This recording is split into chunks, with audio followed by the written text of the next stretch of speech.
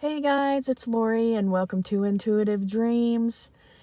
And today I'm doing the series Angel Pep Talk. So whenever you see me sitting in my car, you're like, oh dang, here she is. She's going to talk about some more stuff. What I wanted to bring up today was what triggers you. A lot of people, they're out in the world just going about their day, and then someone says something or a situation happens, or even things with animals, and the person gets triggered. And then that means intense emotional responses. Sometimes, I'll give you an example from me. I can get triggered by the past where I'll be driving down the street and I hear a song and it reminds me of one of my relatives that passed away or something that happened to me in childhood.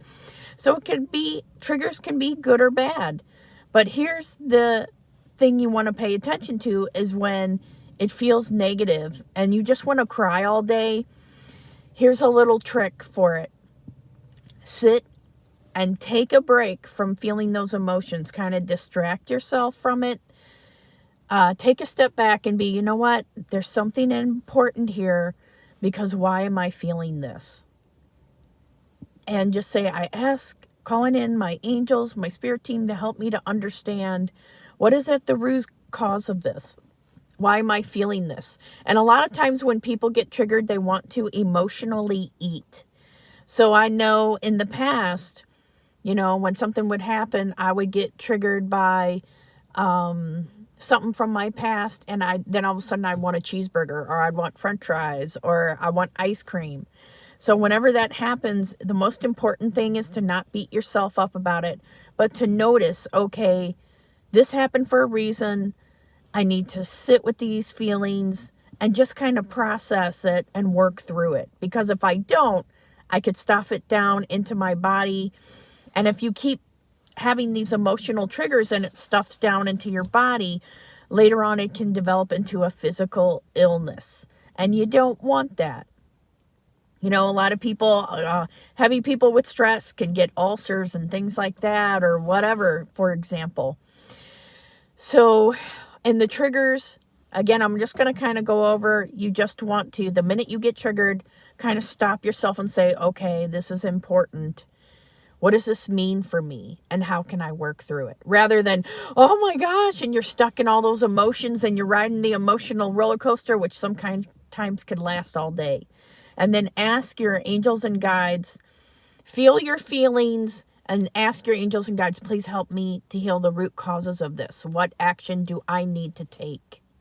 And then they're often saying to get out a pen and paper and write down how many times you get triggered so you could keep track of it.